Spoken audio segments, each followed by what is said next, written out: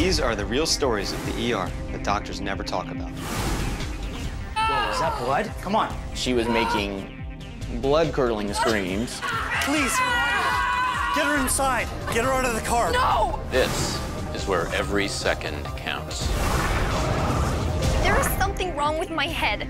That's enough. There was a cavity under these lesions, and something seemed to be moving inside it. Very still.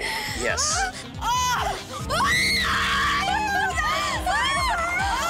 Stories you won't hear anywhere else, told by the real doctors who lived them. I did something I've never done before. Watch your back, patient coming through. Mr. Carlton, you are not gonna die on me. Get out the way! Dr. Jasper, what are you bringing me? We lost his pulse 15 seconds ago. Really? These are the untold stories of the ER. Let's see how you're doing on those crutches. Good. Good. Good. Okay, like a pro. The exit's out over there that way. Dr. Edward Panacek knows that treating a patient often means treating the family, too. Mrs. Roberts, I know you're very concerned about him, but trust me, he's going to heal just fine. Hey, Seth, careful around those ladders, too. Good. Sunday morning in the emergency department, and I'm seeing patient after patient. When the nurses come up to me and give me a chart and say, well, here's the next one for you to see, and wait till you get a load of this one. Here's a good one for you. Really? What's the chief complaint? Depends who you ask. Mother or daughter? Really? Good luck. Bay 5. Bay 5. When you pick up one of these charts, the first thing you look at is the chief complaint of the patient. And this one, it said, it didn't really have a clear chief complaint. It just said, anxiety, question mark, hallucinations, question mark. With a chief complaint like that, you're expecting to see someone who's maybe disheveled, looks a little homeless, maybe kind of crazy, and that's not what I see at all. I don't know why you keep saying that. Honey, I'm just trying to help. Well, it's not helping. She looks to be healthy, and she doesn't look disheveled or like a usual psychiatric or crazy patient would look, but she's obviously very upset. She's sobbing, she's kind of wailing, she's motioning around. She's got these kind of weird jerking motions going on with her. Hello, I'm Dr. Panacek. Why didn't you just admit that you're anxious about the wedding? I'm not anxious about the wedding. Look, there's no reason to fight about this. Excuse me. I'm Dr. Panacek, the emergency physician. Look, I think we should just postpone everything, doctor. No. Like I said, she just needs some drugs. Okay, wait. Just hang on here a second. So what's going on? My name is Marjorie. I'm Kelly's mother. Okay, nice to and meet she's you. about to get married in 3 hours. And she's having a little panic attack, and I want you to give her something and take care of this now. Mom, okay? I told you, I'm not nervous, okay? There is something wrong with my head. That's enough. We need Listen, to do an doctor, assessment before we leave. Panacek, you said. It is Panacek. We have to be at the church in 3 hours. She is just feeling a little anxious, and she needs a tranquilizer to settle her down, and then we'll just be out of your hair. So let me take a look at her. Let me do an assessment first, and then we'll make decisions about things like that. Now, that means that the usual chief complaint of maybe anxious, maybe crazy, maybe hallucinating takes on a whole different set of possibilities when it's a bride whose wedding is coming up in several hours later that day. Marjorie, you need to calm down and listen to our daughter. She's trying to tell us something. Calm down? What do you mean she's trying to tell me that she doesn't want to get married? I've spent too much time and energy on this day to put up with this kind of nonsense. I'm not trying to get out of the wedding. Okay, there is something in my head. Honey, it's okay. If you don't want to get married, I'm completely okay with that. Another possibility is that she's having serious second thoughts, and you're kind of wondering if she's trying to get out of this wedding through the back door, so to speak, medically. Kelly, tell me what's going on here. Okay, I don't know. I can't sleep. I'm having nightmares. I just feel like there's something crawling around in my head, like I'm possessed or something. Oh, my God, that's crazy. No, You're just feeling anxious and worried about the wedding. I mean, everybody feels like that to some degree. I mean, you should have seen me before I married your father. Doctor, you must have something that you can give her to settle her down, don't you? Look, I need to do an assessment first before I can give her anything. So Listen, we have to be at the church in 3 hours. Why are you trying to push drugs on her? Look, she obviously doesn't want to get married. No, I'm not saying that. Well, then what's wrong? I told you, It's my head! And it's clear that this entire wedding party is kind of feeding off itself. Sometimes the anxiety of one person affects another, and then it builds on itself, and it feeds on, and it just becomes this vicious cycle. Oh, The mother was feeding off the daughter, and the daughter off the mother, and other people in the wedding party also very anxious. I told you we should have done something sooner. Yeah, Margie, you need to calm down, first of all. Calm down. You need to help me fix this and stop talking about just canceling the wedding. It was just spiraling a little out of control. No, everybody, just stop, please!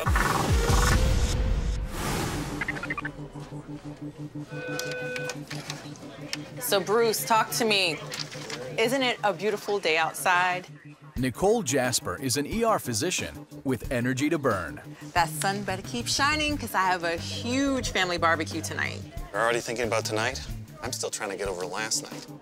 This was a 6 a.m. shift, and usually at 6 a.m., most people are dragging. The night shift, they're getting ready to go home. Most people are not morning people. I am a morning person. Okay, Bruce, I'll take it easy on you, okay? So when I come in, usually I'm a bubbly, good morning to everybody, and they're just so annoyed. But that's just who I am. I'm just a morning person. So I came in that morning, and I was just talking to everyone just because it was just about shift change. I was coming in, my colleague from overnight was going home, and we got a call. Yeah, I got it.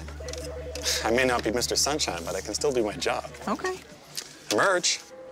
What you got? 47-year-old male with chest pains. And they said that he was initially coming in with complaints of chest pain. So we said, okay, we get lots of chest pain. It wasn't, you know, a big deal. Conscious, no heart history. ETA 8 minutes. All right, we'll see you then.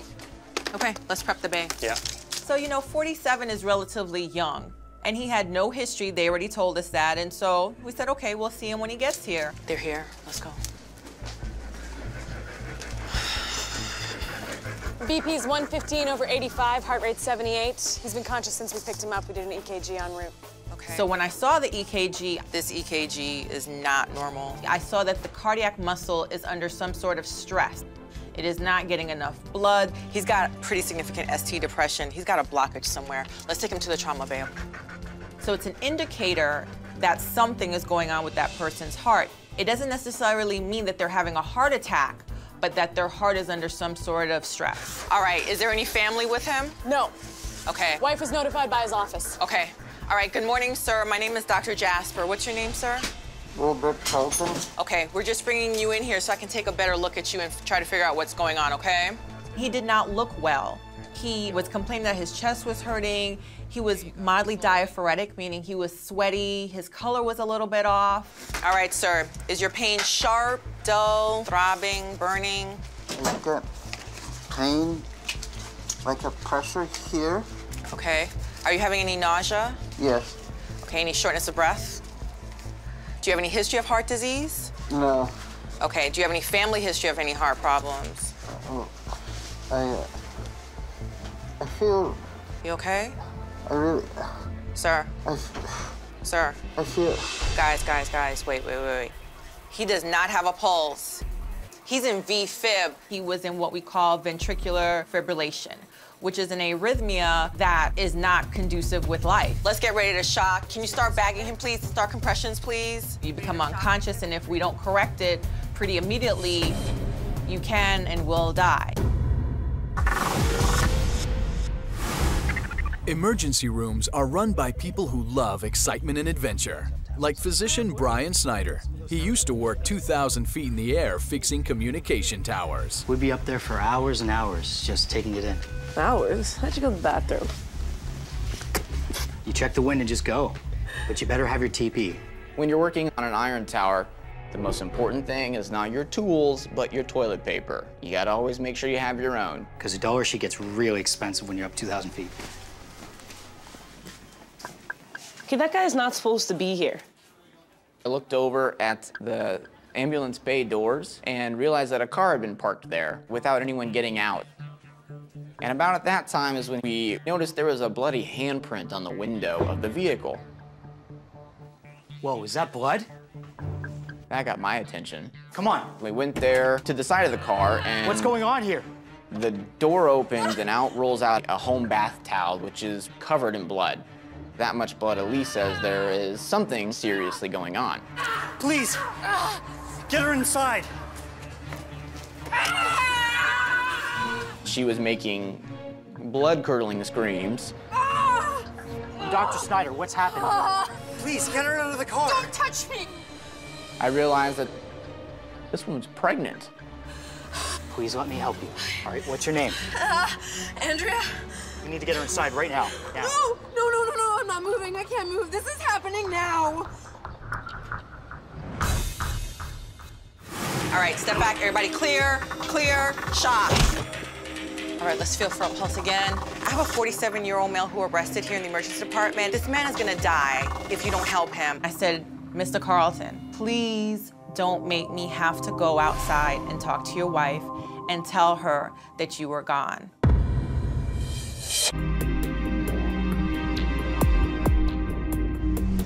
Sir, wait. He does not have a pulse. He's in V-fib. Dr. Jasper is trying to restart a patient's heart after he collapsed in front of her. Melinda, please start CPR. Bruce, Bag, Brenda, let's get ready to shock him, take him to 300 joules, okay?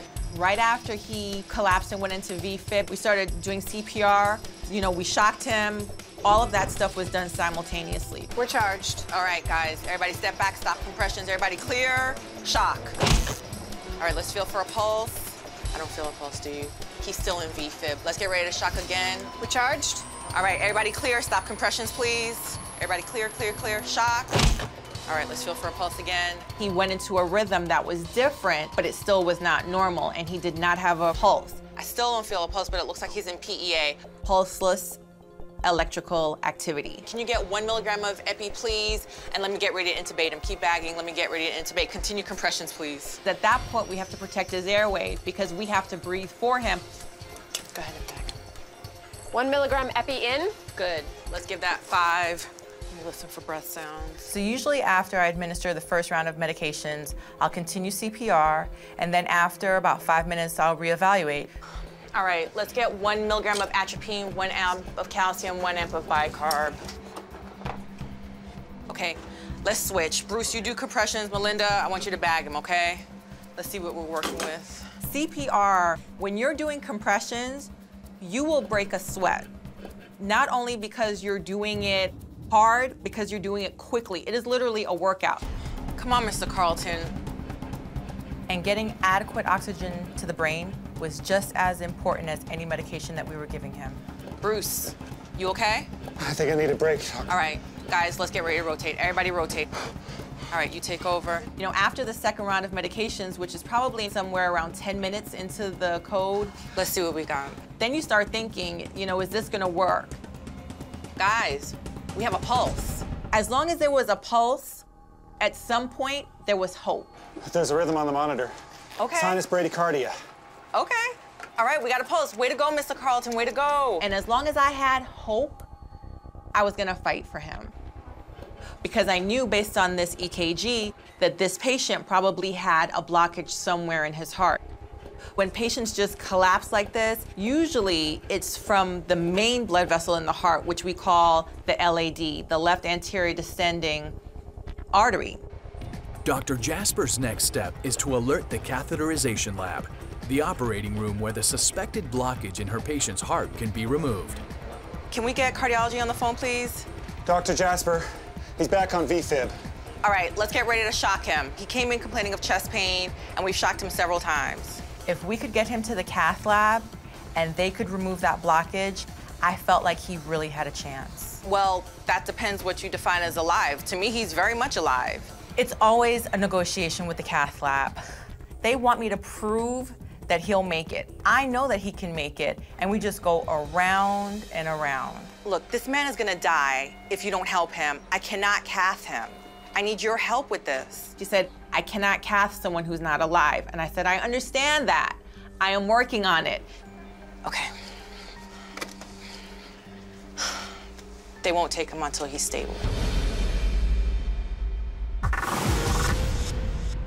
Kelly, you don't have to do this if you don't want to. We completely understand. Dr. Panicek has a patient who's complaining of anxiety and nightmares. Oh, jeez. But her mother thinks it's wedding jitters. You need to help me fix this and stop talking about just canceling the wedding. I am trying to fix the situation. You can't make people do something they don't want to do. I'm not trying to make her do anything. Enough. Fine. We're going to give her some Ativan. Annie, give her 1 milligram of Ativan IV. And although normally as a physician I would not just shotgun something and give them medications right out of the starting block, so to speak, without getting more information, I really felt that this patient really did need a little something. So what are these red marks here on your arm, I see? Oh, I was just at a backyard barbecue a few days ago, and I don't know, mosquitoes just love me. Okay. You know Aunt Gladys had schizophrenia? Other arm looks. She got it in her 20s, and she never recovered. We put her in a home, and she never came out. Oh, Marjorie, stop it. You think I'm psychotic? And so they know there's a little something in the family, and so that's adding to the anxiety about the bride's behavior a little bit with all of this, and it just all seems to be building on that. One time, I brought her her favorite cinnamon buns, and she threw them in my face. You know what? If it wasn't for the security guard, I think she would have attacked me. Why are you telling me this? Marjorie, please, will you be quiet? And it's very clear, though, that the mother is making the whole situation worse with the patient. And the mother is overwrought also. She is on the edge of losing it. Okay, enough. You all just need to leave right now. I know you want to be here, but it's really best if I just get a chance to examine her and talk to her myself. I'm not going anywhere. And I'm her I'll mother, come out and tell you what's going on. I have to be here with her. Let the doctor do his work. Come on. Come on. I wanted to get her out of the room and away from the patient so I could go back and reevaluate her some more. Kelly, I need to hear in your words exactly what's going on here. I feel like there's something crawling around in the back of my scalp and in my neck. How long has that been going on for? Like a few weeks. A few weeks. Nurse, could you just lift up her hair? You've got gloves on. Could you just lift her hair up there for me so I can take a look at this? Oh, you do have a couple of lesions back there. Has anyone seen that? Yes, my family doctor. He thought they were infected, so he gave me some antibiotics, but it's just gotten worse. Put you on antibiotics and that didn't help that much. No, I'm not sleeping, and I feel like I'm having these nightmares, and I feel like there's something moving inside of me. Do you have any medical problems I should know about? No. You allergic to anything? No. You on any medications? No. Ever had any surgeries? Never. You drink much alcohol? No, no. So she appears to be a young woman in perfect health. Maybe her mother's right. Maybe she is just anxious about the wedding.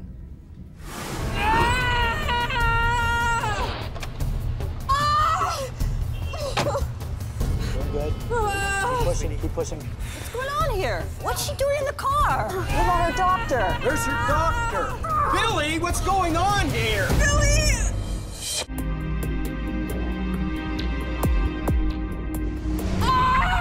Doctor, get her on a stretcher. Oh, no, it's coming! Dr. Brian Snyder has just discovered his patient is about to give birth in the front seat of her car. We need a delivery kit right here, right now. Towels. Get me towels. At this point, it really is kind of a scary thought of, what's going on. Is this a failed pregnancy that is now making her hemorrhage? Is this just basic bleeding from an overactive uterus? Honey, you need to be inside the hospital. Sir, what's your name? Don't worry about me, worry about her. It's Billy. Billy, I need you to take a step back and calm down. All right? This baby's coming out here. And by this time, we had kind of started to realize she's having this baby right here. As she kind of pulls the dress back a little bit more, she's already at the stage of what's called crowning, where the skin is taut and there's really no going back. She was actually pretty far along in her labor. We're at the point where the child's already come through the birth canal and almost to the point of crowning. Breathe deep, okay? Try not to push until we get the situation under control. You're doing fine. I'm not doing fine! I didn't have a full nursing staff that could get around the patient. I didn't have tools, IV access, anesthesia support for pain care. So we were just gonna have to do this the old-fashioned way. Gonna need a little push, okay? The resident before me was the difficult delivery guy. All of his babies were either premature or had some sort of problem and they ended up getting CPR or intubated. I was expectant delivery guy. Most of my deliveries happened in the triage room because they came in the same kind of situation where the medic pushing the wheelchair goes over the bumps ever so gingerly because they're worried that they're gonna have it in the chair, or in the hallway on the way towards their room once they came in rapidly through triage. So that was kind of my MO in the past, was people just deliver quickly around me. Good, push, push.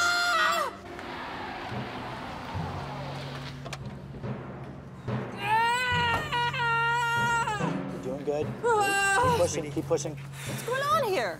The husband's parents arrived and they were concerned that their new grandchild was in the hands of someone maybe not experienced enough to be delivering in a vehicle. Honey, that's not her doctor. You're not her doctor. Where's her doctor? Billy, what's going on here? Billy! Yes, hon. You called your parents? Well, of course we're here for you, honey. She was hollering at her husband. Is that your parents? Get your parents out of here. She was, like most people that you see who are at that stage of labor and pregnancy, she had had enough for 9 months. This baby was ready to come out. She wasn't waiting, and she's certainly, given where she was in her labor pattern, not gonna even tolerate getting out of the car. Keep going, keep going. This is our first grandchild. We want to be part of this, Billy. Oh my God, can you please tell your father to stop filming? Mom, right now, there's a fine line between mother and smother. She didn't want his parents to see her this way in the car and everyone else in the parking lot as well. Regina, help me out here. I need some space. Ma'am, please, you can't park here. Hon, what are you doing? I am looking for something to throw at your face. And while I'm looking, you can call the neighbors and they can eat popcorn and watch. Okay, got it. I'll tone it down. She was still not feeling so encouraged because I think this was her first time and she was in a lot of pain. Really well, Andrea. Good, good. Okay, Holly, let's get that warmer ready, okay? I need some big pushes from you, okay? Keep going, you're doing great. Good, good, keep going. Who are these people? Please stop looking at me. Doing really well, Andrea. Keep pushing. Doing great. Heads out. She was in a lot of pain, but she was continuing to push well, but something was wrong. Andrea, I need you to stop pushing for a sec, okay? We have a little problem here. What's wrong? Okay, the cord is around the neck.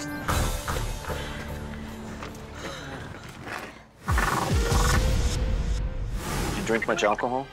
Not really. Do any street drugs, illegal drugs? No, none of that. So you're pretty healthy otherwise. Dr. Panichek's patient is complaining of anxiety, nightmares, and things crawling in her head. Do you have any travel history? You been out of the country recently? One of the things you ask about, particularly when you have unusual symptoms like this, is travel history. Have you traveled anywhere unusual in the world that would maybe expose you to things you wouldn't get in the United States? Yeah, my girlfriends and I went to Costa Rica a few weeks ago for my bachelorette party. Oh, really?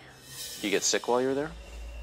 A little bit of traveler's diarrhea, but I got over that. Over that. Your friends get sick? Your bridesmaids?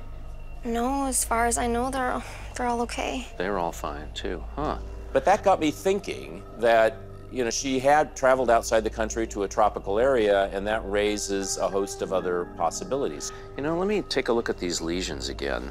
So I started looking around at her skin and on these lesions a little bit differently. You know, those don't look like much. They really don't look concerning. Well, what about the ones back here? These are the ones that are really creeping me out. Yeah, on the back of your neck. Huh. They were larger, they were angrier, they were redder. So he's been here a couple of weeks? Yeah. And one of them looked like it had had some discharge or drainage from it. You know, there's some drainage from it. Have you noticed any drainage from them before? Yeah, sometimes. What color is it? It's like dark. The doctor, you know, he gave me the antibiotics, but it just... And that hasn't helped that? No, I think it's gotten worse. Huh. Okay. She said, the doctor said the antibiotics would help that, would make that all better, but it hasn't. In fact, if anything, I think it's gotten worse. So this got me thinking about some other possibilities. Hey, could you bring the ultrasound machine over here to the bedside? Sure. I had a hunch that I might know what is going on here. Okay, and I really need for you to hold still. So the ultrasound showed that there was a cavity under these lesions, and something seemed to be moving inside of it. Dad, do you want to cut the cord? Yes. Oh, honey. This is our new car. The interior was special order. You couldn't have waited 15 minutes?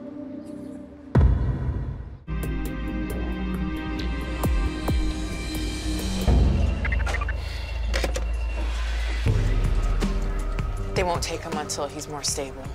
Dr. Nicole Jasper needs to get her patient's pulse back before the hospital's cardiologist is willing to work on him. All right, continue CPR. Let's get 1 milligram of epinephrine, okay? So we have all these people working on this man at the same time. We're going through all these medications, and I'm saying to myself, I need you, Mr. Carlton, to work with me. I need you to fight. I'm giving you everything that I've got, but I need you to show me a sign that you're gonna come back to us, please. Let's hold compressions.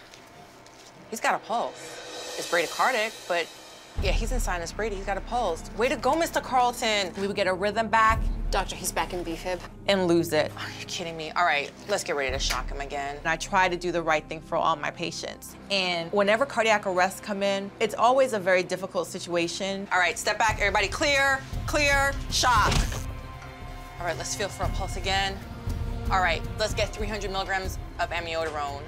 When I was in medical school, my uncle, who was in his mid-50s, was refereeing a soccer game, and he walked off the soccer field and collapsed, and he went into cardiac arrest. Mr. Carlton, I need you to work with me. Please work with me. My mom got the call that he had died, and she was absolutely devastated. And I can still hear her scream when she got the call. Come on, Mr. Carlton, please. And then 2 months after Travis and I got married, his mother was in the bathroom and she collapsed. And she was in ventricular fibrillation and she ended up dying. Did you see this?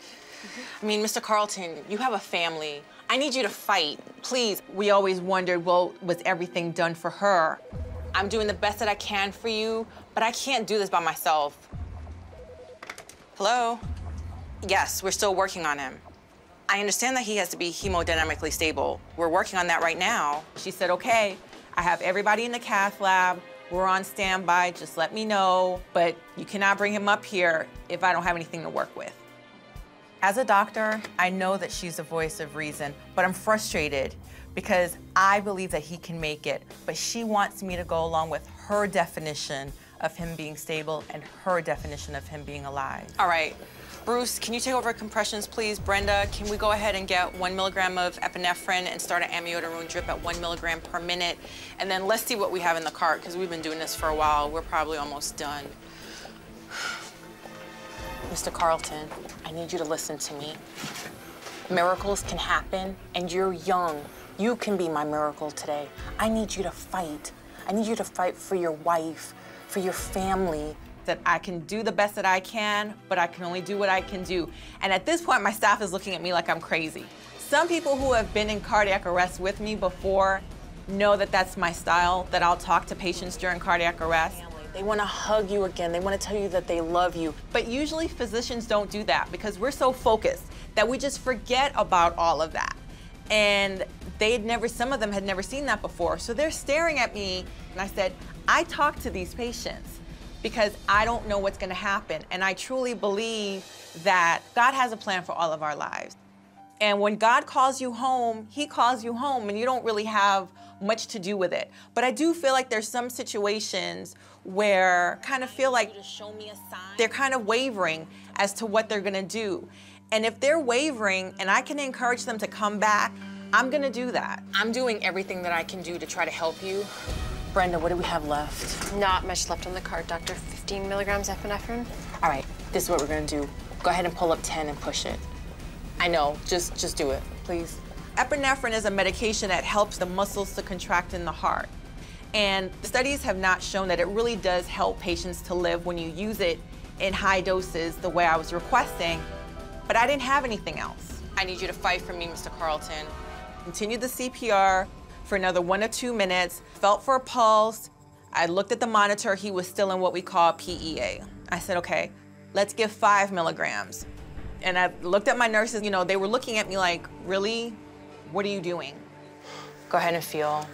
I don't really feel anything. I don't get anything either. All right, let's continue to compressions. Come on. Dr. Jasper, it's been 45 minutes. I know, I get it. I know you guys are tired. I know we've been doing this for a really long time, but suppose this was your dad. Suppose this was your husband. Your brother? Would you want me to stop? Would you? Okay, then. Let's keep going. Usually after 3 rounds,